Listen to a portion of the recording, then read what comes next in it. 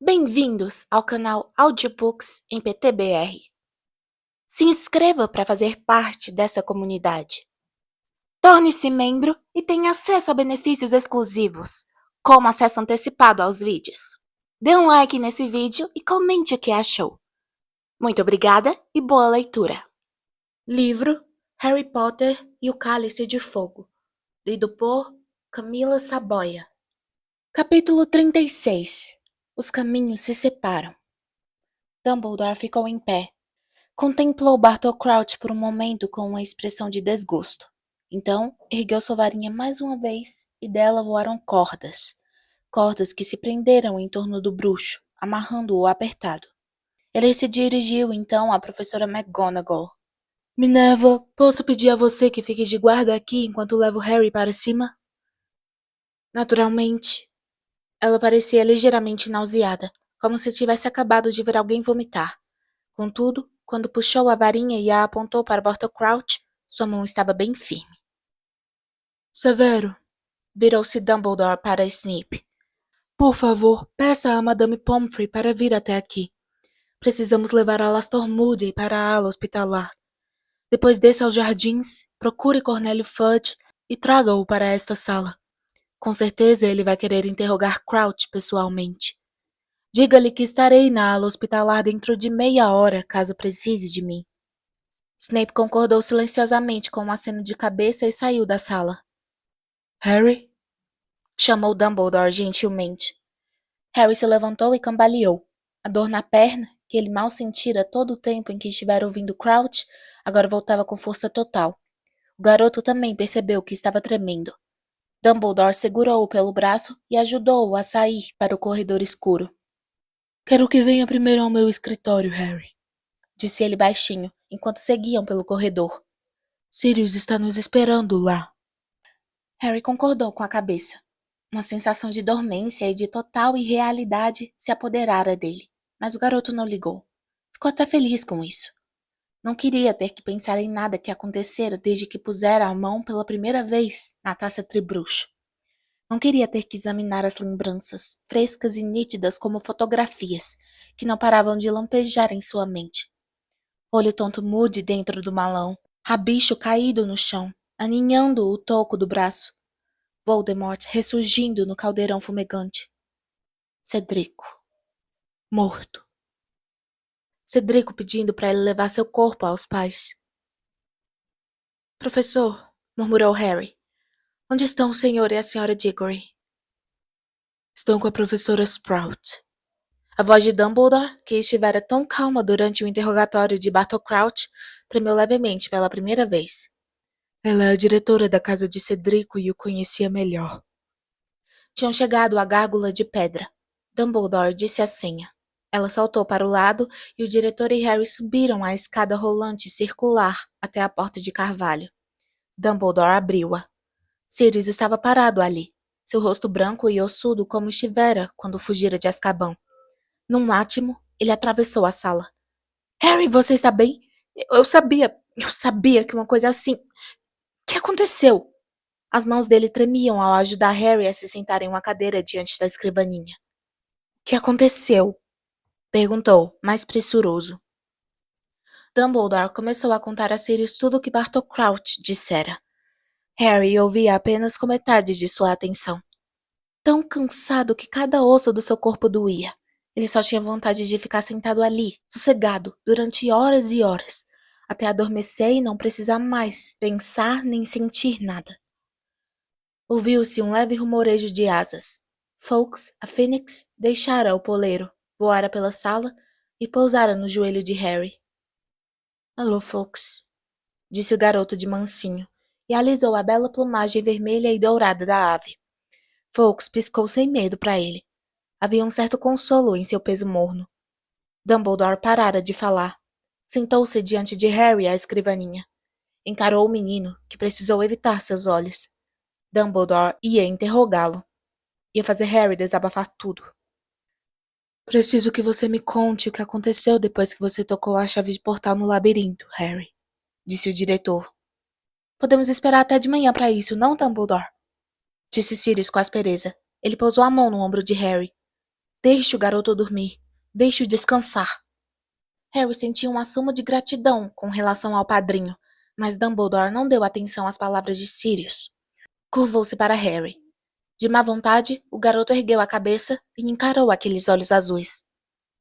Se eu achasse que poderia ajudá-lo, disse Dumbledore brandamente, mergulhar você em um sono encantado e permitir que adiasse o momento em que terá de pensar no que aconteceu esta noite, eu faria isso. Mas sei que não posso. Amortecer a dor por algum tempo apenas a tornará pior quando você finalmente a sentir. Você demonstrou uma coragem acima do que eu poderia ter esperado. Estou pedindo que a demonstre mais uma vez. Estou pedindo que nos conte o que aconteceu. A Fênix deixou escapar uma nota branda e trêmula. A nota estremeceu no ar, e Harry sentiu como se uma gota de líquido morno tivesse descido por sua garganta até o estômago, aquecendo e lhe dando forças. Ele inspirou profundamente e começou a contar. Enquanto falava, visões de tudo o que se passara aquela noite pareciam desfilar diante de seus olhos. Ele viu a superfície borbulhante da poção que revivera Voldemort. Viu os comensais da morte aparatando entre os túmulos em volta deles.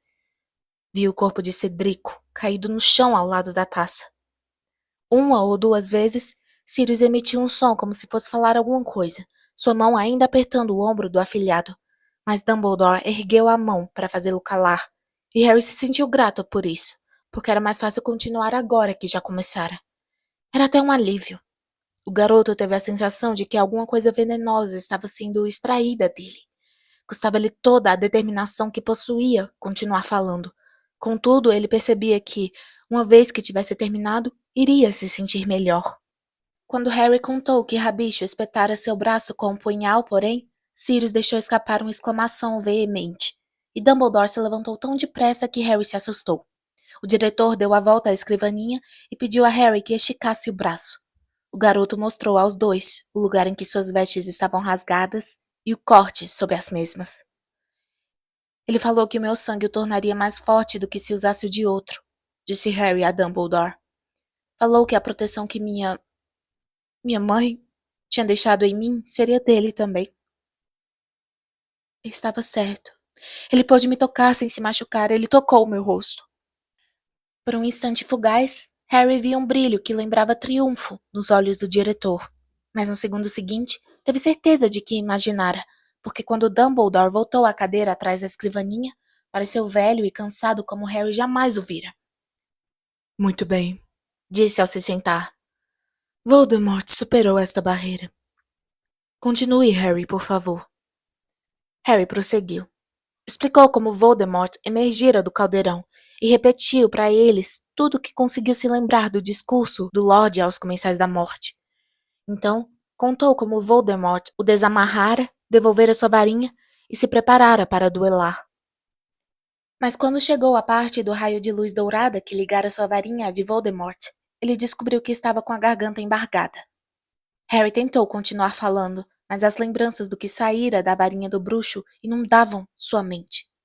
Reviu Cedrico saindo, o velho, Berta Jorkins, sua mãe, seu pai. Ele ficou feliz quando Sirius rompeu o silêncio. As varinhas se ligaram? Perguntou ele, olhando de Harry para Dumbledore. Por quê? Harry tornou a erguer os olhos para Dumbledore, em cujo rosto estava uma expressão tensa. Priori incantatem, murmurou. Seus olhos fitaram os de Harry. Foi quase como se um raio invisível de compreensão passasse entre os dois. A reversão do feitiço? Perguntou Sirius, alerta. Exatamente, disse Dumbledore. A varinha de Harry e a de Voldemort têm o mesmo cerne.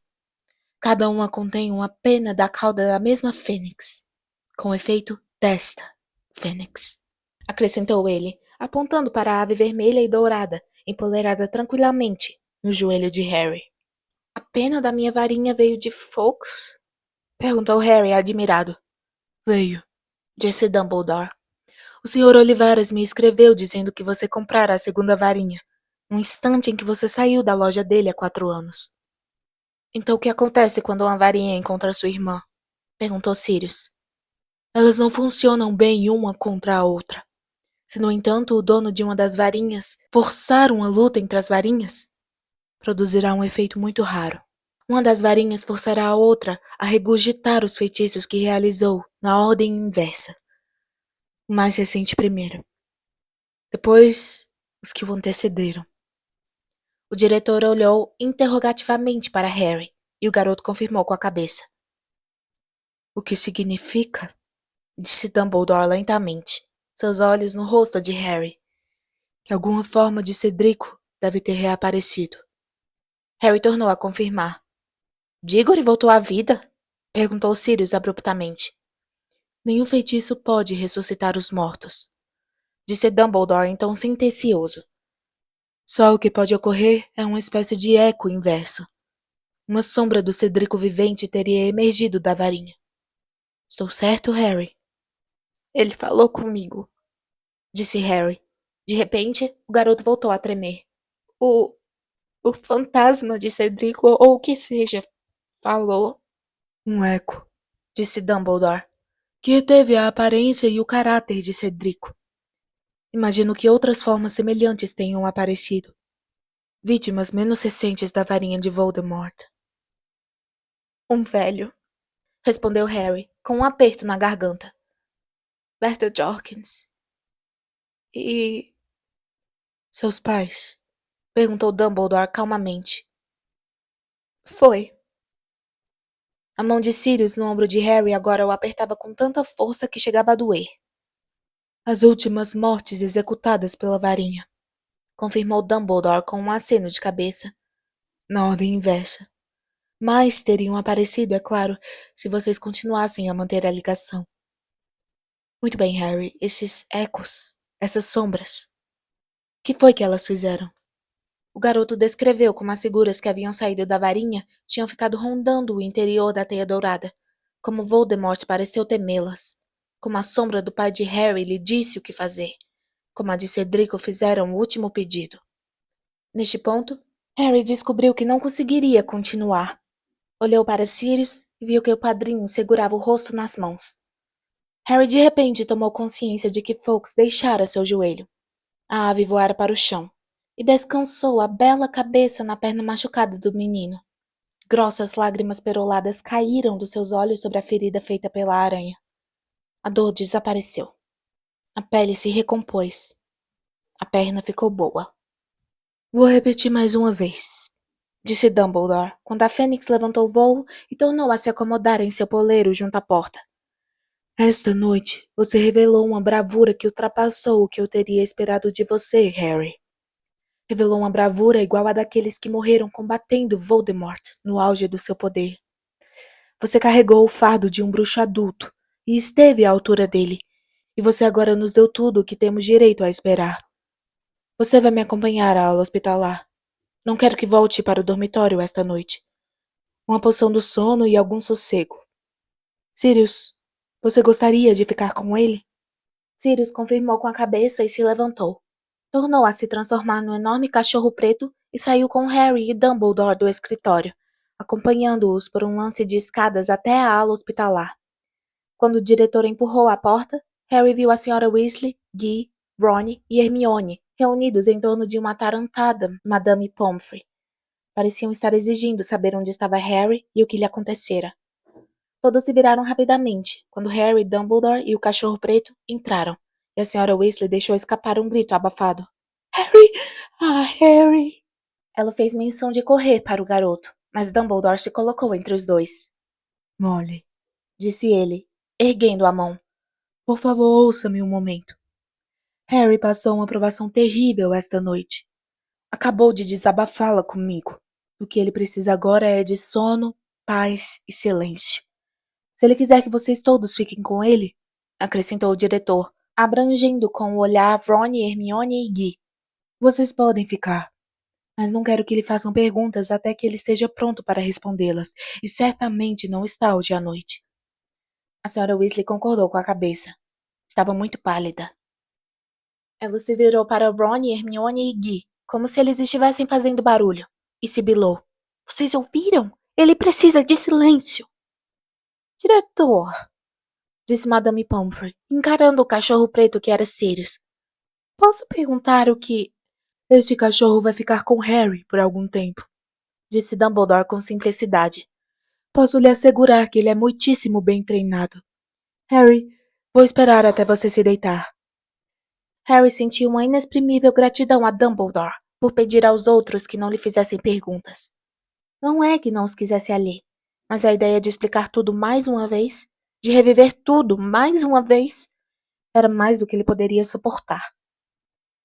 Voltarei para vê-lo assim que estiver com Fudge, Harry, disse Dumbledore. Gostaria que você ficasse aqui amanhã também, até eu me dirigir à escola. E saiu. Quando Madame Pomfrey levou Harry a uma cama próxima, ele avistou o verdadeiro Moody deitado imóvel em uma cama no fundo da enfermaria. Sua perna de pau e o olho mágico estavam pousados na mesa de cabeceira. Ele tá ok? Perguntou Harry.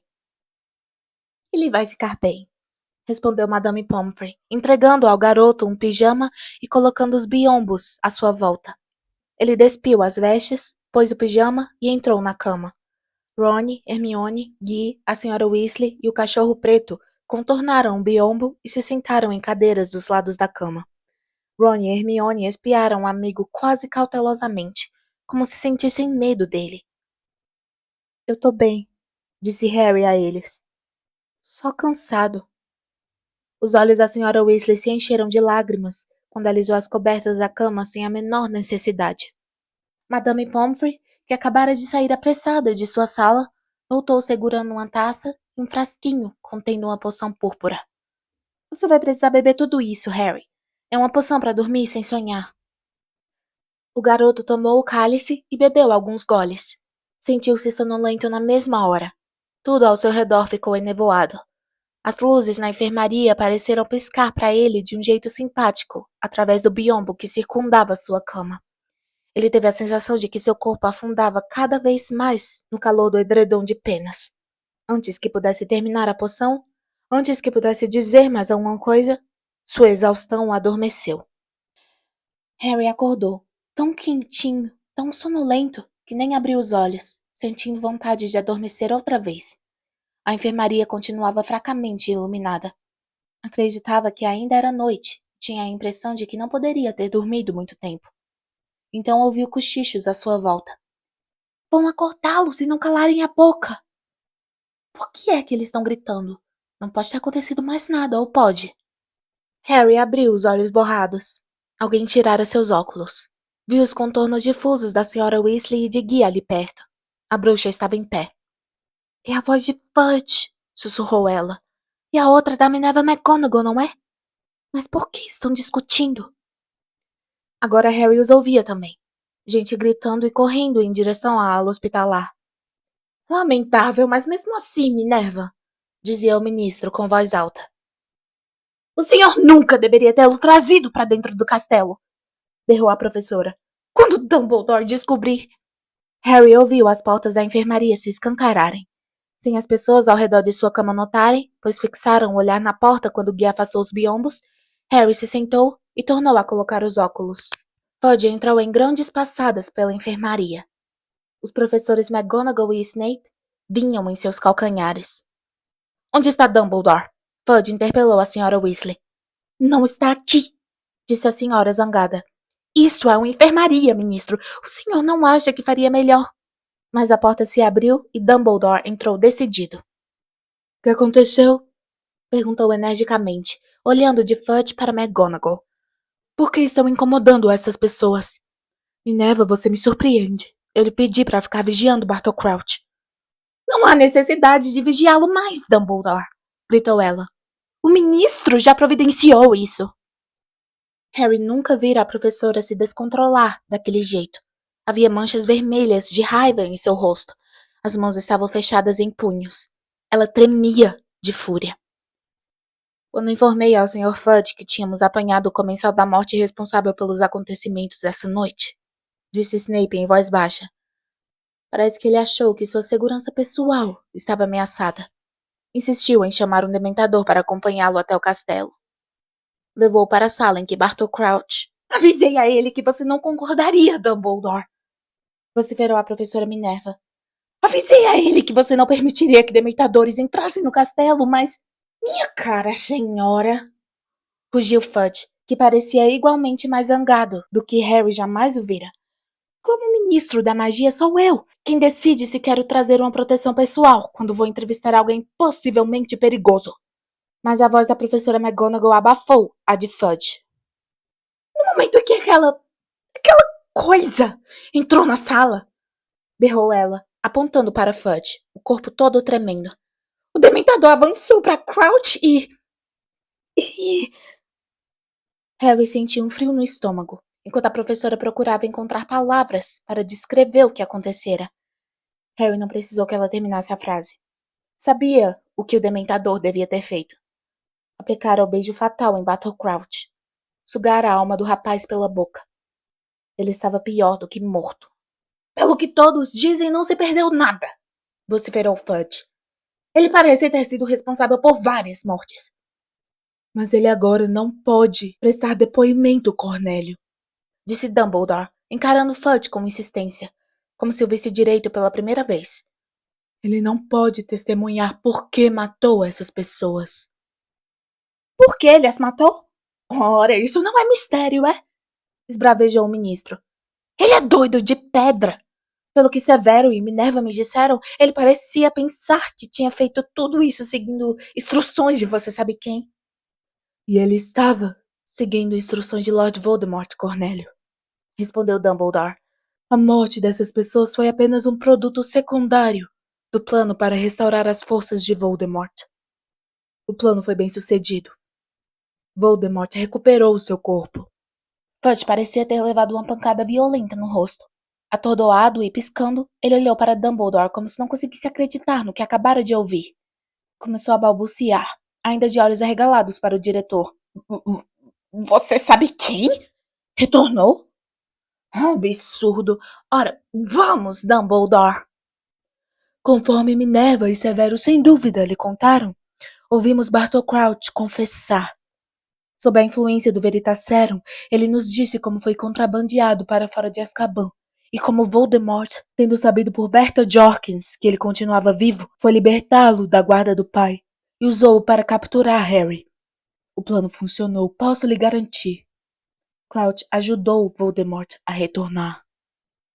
Olha aqui, Dumbledore, disse Fudge, e Harry ficou espantado de ver o sorrisinho que apareceu no rosto do ministro. Você não acredita seriamente nisso? Você sabe quem voltou? Ora vamos.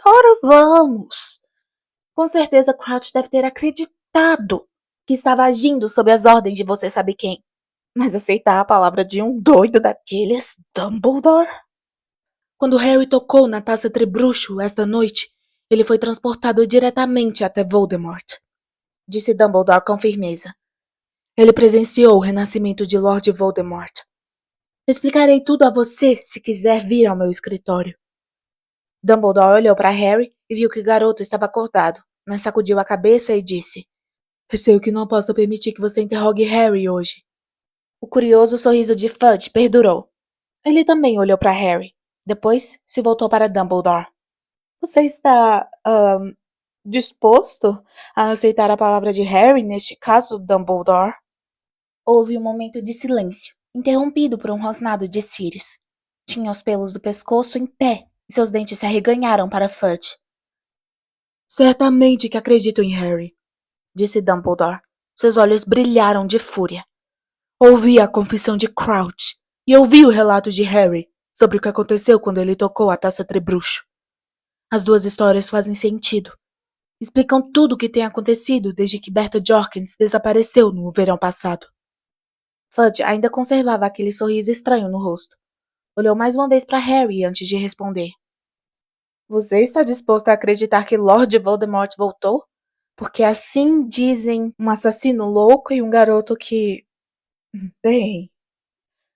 Fudge lançou a Harry mais um olhar, e o garoto subitamente compreendeu. O senhor tem andado lendo Rita Skeeter, Sr. Fudge, disse ele calmamente. Ron e Hermione, a senhora Weasley e Guy, todos se assustaram. Nenhum deles percebera que Harry estava acordado. Fudge corou ligeiramente, mas surgiu em seu rosto uma expressão de desafio e obstinação. E se tiver? Perguntou, fitando Dumbledore. E se descobrir que você me tem ocultado certos fatos sobre o garoto? O Fidiglota é? E tem desmaios esquisitos a toda hora? Presumo que você esteja se referindo às dores que Harry tem sentido na cicatriz. Perguntou Dumbledore friamente. Você admite que ele tem tido dores, então? Perguntou Fudge depressa. Dores de cabeça? Pesadelos? Possivelmente alucinações? Escute aqui, Cornélio, disse Dumbledore, dando um passo para perto de Fudge, mais uma vez parecendo irradiar aquela indefinível aura de poder que Harry sentira quando estuporou o jovem Crouch. Harry é tão mentalmente são quanto eu ou você. Aquela cicatriz na testa não afetou o cérebro dele. Acredito que doa quando Lord Voldemort está por perto, ou experimente sentimentos assassinos. Fudge se afastara meio passo de Dumbledore, mas não parecia menos obstinado. Você vai me perdoar, Dumbledore, mas nunca ouvi falar em uma cicatriz deixada por um feitiço funcionar como uma campainha de alarme antes. Olhe, eu vi Voldemort ressurgir! Gritou Harry. Ele tentou novamente se levantar da cama, mas a senhora Weasley forçou-o a deitar. Eu vi os comensais da morte. Posso dar os nomes. Lúcio Malfoy... Snape fez um movimento repentino, mas quando Harry se virou, o olhar do professor retornara a Fudge. Malfoy foi inocentado, disse Fudge, visivelmente afrontado. Uma família muito antiga, doações para causas excelentes. McNair, continuou Harry, também inocentado. Agora trabalha para o Ministério. Avery, Nott, Crabbe, Goyle. Você está apenas repetindo os nomes dos que foram absolvidos da acusação de serem comensais da morte há 13 anos, disse Fudge zangado. Poderia ter achado esses nomes em relatórios antigos sobre os julgamentos. Pelo amor de Deus, Dumbledore, o garoto esteve com a cabeça cheia de histórias malucas no fim do ano passado também. As invencionices dele são cada vez mais mirabolantes. E você continua a engoli-las? O garoto é capaz de falar com cobras, Dumbledore, e você ainda acha que ele merece confiança? Seu tolo! Exclamou a professora McGonagall. Cedrico Diggory, o Sr. Crouch! Estas mortes não foram um trabalho aleatório de um doido. Não vejo nenhuma evidência do contrário. Gritou Fudge, agora equiparando sua raiva da professora, o rosto roxo. Parece-me que vocês estão decididos a começar uma onda de pânico que irá desestabilizar tudo pelo que trabalhamos nesses últimos 13 anos. Harry não conseguiu acreditar no que estava ouvindo. Sempre pensara em Fudge como uma pessoa bondosa, um pouco espalhafatosa, um pouco pomposa, mas de índole essencialmente boa. Mas agora via à sua frente um bruxo baixo e furioso, que se recusava terminantemente a aceitar a perspectiva de um esfacelamento do seu mundo confortável e ordeiro, a acreditar que Voldemort pudesse ter ressurgido. Voldemort retornou, repetiu Dumbledore. Se você aceitar imediatamente este fato, Fudge, e tomar as medidas necessárias, talvez ainda possamos salvar a situação. O primeiro passo e o mais essencial é retirar Azkaban do controle dos dementadores. Que despropósito! Gritou outra vez Fudge. Retirar os dementadores! Eu seria chutado do ministério se sugerisse uma coisa dessas. Metade da população só se sente segura quando se deita à noite porque sabe que os dementadores estão guardando Azkaban. A outra metade não dorme tão bem, Cornélio, porque sabe que você deixou os seguidores mais perigosos de Lord Voldemort ao cuidado de criaturas que irão se juntar a ele no momento que ele pedir, retorquiu Dumbledore. Eles não irão permanecer leais a você, Fudge.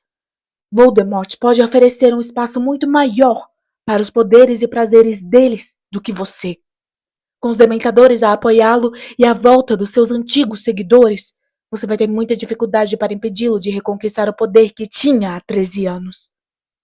Fudge abria e fechava a boca, como se não tivesse palavras para expressar sua indignação. A segunda medida que você precisa tomar imediatamente, continuou Dumbledore, é mandar enviados aos gigantes.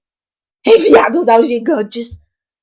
Gritou o ministro em tom agudo, afinal recuperando a fala. Que loucura é essa? Estenda-lhes a mão da amizade agora, antes que seja tarde demais, ou Voldemort irá persuadi-los, como já fez antes, que somente ele, entre os bruxos, concederá aos gigantes direitos e liberdade.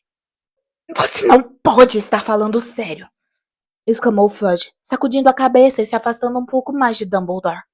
Se a comunidade mágica ouvir falar que eu procurei os gigantes, as pessoas os odeiam, Dumbledore. A minha carreira termina. Você está cego de amor, disse Dumbledore, sua voz elevando-se agora, a aura de poder palpável ao seu redor, seus olhos mais uma vez esbraseados.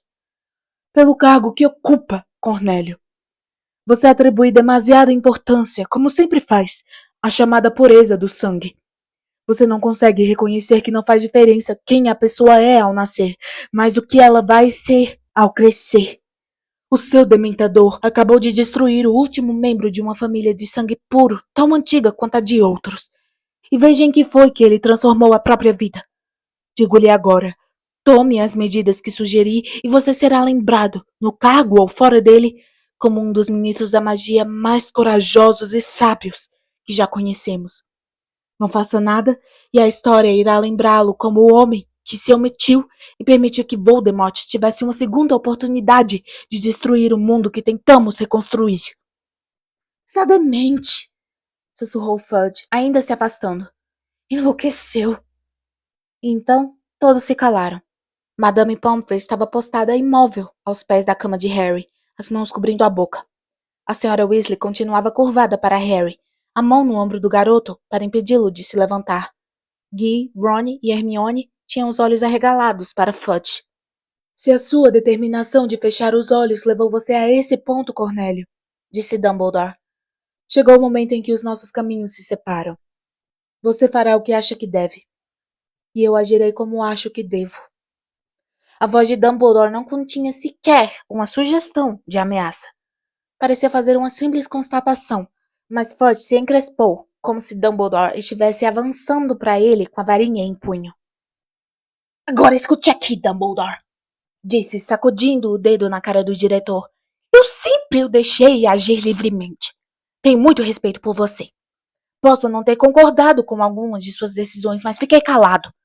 Não existe muita gente que deixaria você contratar lobisomens ou manter Hagrid ou decidir o que ensinar a seus alunos, sem consultar o ministério.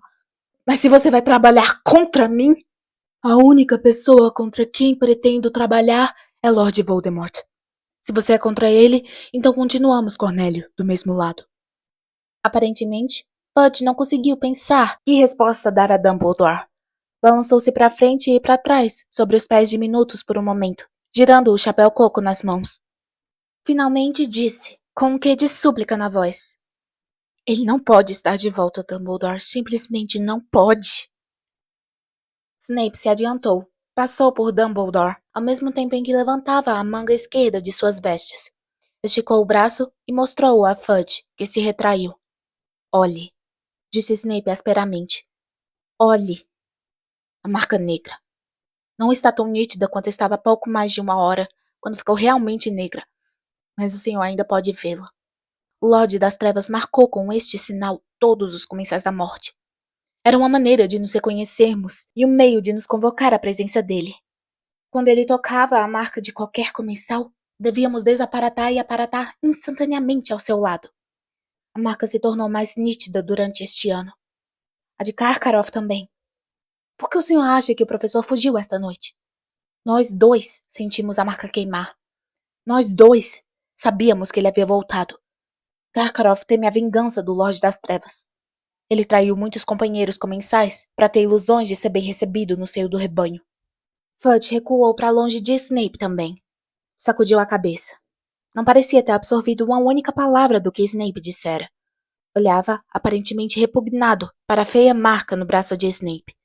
Depois ergueu os olhos para Dumbledore e murmurou. Não sei do que você e seus professores estão brincando, Dumbledore, mas já ouviu bastante. Não tenho nada a acrescentar. Entre em contato com você amanhã para discutirmos a administração da escola. Preciso voltar ao ministério. Já chegara quase à porta quando parou. Virou-se, voltou para a enfermaria e se deteve junto à cama de Harry. Seu prêmio, disse brevemente, tirando uma grande bolsa de ouro do bolso e largando-a na mesa de cabeceira do garoto. 1000 galeões. Deveria ter havido uma cerimônia de premiação, mas nas circunstâncias...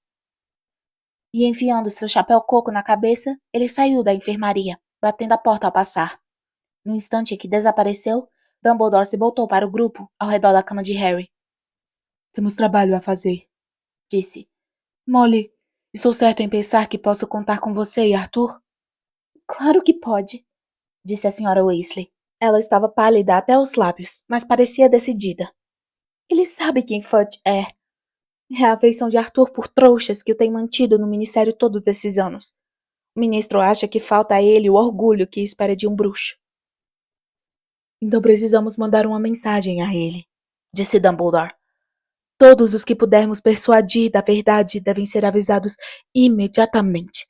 E Arthur está bem colocado para entrar em contato com as pessoas no ministério que não sejam tão míopes quanto Cornélio. Vou procurar papai, disse Guy levantando-se. Vou agora. Excelente, exclamou Dumbledore. Diga-lhe o que aconteceu. Diga-lhe que entrarei em contato com ele em breve. Mas ele precisa ser discreto. Se Fudge achar que estou interferindo no ministério... Pode deixar comigo, disse Guy. O rapaz deu uma palmadinha no ombro de Harry, beijou a mãe no rosto, vestiu a capa e saiu rapidamente da enfermaria. Minerva, disse Dumbledore, virando-se para a professora McGonagall. Quero ver Hagrid no meu escritório o mais depressa possível. E também, se ela concordar em vir, Madame Maxime. A professora aqueceu com um aceno de cabeça e saiu sem dizer nada. Papoula, disse Dumbledore a Madame Pomfrey. Será que você me faria a gentileza de ir à sala do professor Moody, onde acho que encontrará lá um elfo doméstico chamado Wink, em grande sofrimento? Faça o que puder por ela e leve-a de volta à cozinha. Acho que Dobby cuidará dela por nós. Claro que sim, respondeu a enfermeira, parecendo espantada, e ela também saiu. Dumbledore certificou-se de que a porta estava trancada e que o ruído dos passos de Madame Pomfrey tinha morrido na distância, antes de tornar a falar. E agora, disse ele, está na hora de duas pessoas deste grupo se reconhecerem pelo que são. Sirius, se puder retomar sua forma habitual. O cachorrão preto ergueu a cabeça para o diretor. Depois, num segundo, voltou a ser homem. A senhora Weasley gritou e se afastou da cama. Sirius Black! Tornou a gritar ela com a voz aguda, apontando para o bruxo. Mamãe, cala a boca! Berrou Ron. Tá tudo bem. Snape não gritara nem saltara para trás, mas a expressão do seu rosto era uma mescla de fúria e horror. Ele, rosnou o professor, arregalando os olhos para Sirius, cujo rosto exprimia igual desagrado. Que é que ele está fazendo aqui? Está aqui a meu convite, disse Dumbledore, olhando para ambos. Como você, Severo. Confio nos dois. Está na hora de porem de lado as velhas diferenças e confiarem um no outro. Harry achou que Dumbledore estava pedindo quase um milagre. Sirius e Snape se entreolhavam com a maior repugnância. Aceitarei a curto prazo, disse Dumbledore, com uma certa impaciência na voz. Que suspendam as hostilidades ostensivas. Os dois apertem as mãos. Estão do mesmo lado agora. O tempo é curto, e a não ser que os poucos de nós que conhecem a verdade se mantenham unidos, não haverá esperança para ninguém. Muito devagar, mas ainda se olhando feio como se não desejassem um ao outro senão o mal, Sirius e Snape se aproximaram e apertaram as mãos, mas as soltaram bem rápido. Já é o bastante para começar, disse o diretor, se interpondo aos dois homens mais uma vez. Agora tenho um trabalho para cada um de vocês. A atitude de Fudge, embora não seja inesperada, muda tudo, Sirius. Preciso que você comece imediatamente. Alerte Remo Lupin, Arabella Fick, Mundungo Fletcher, a turma antiga. Fique escondido com Lupin por enquanto. Entrarei em contato com você lá. Mas... começou Harry. O garoto queria que Sirius ficasse. Não queria dizer adeus novamente tão depressa. Você voltará a me ver em breve, Harry, disse Sirius, virando-se para o afilhado. Prometo. Mas preciso fazer o que posso. Você compreende, não? Claro que sim.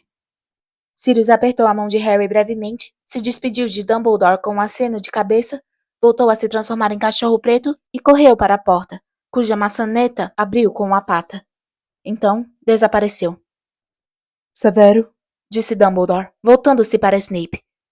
Você sabe o que preciso lhe pedir para fazer. Se estiver disposto.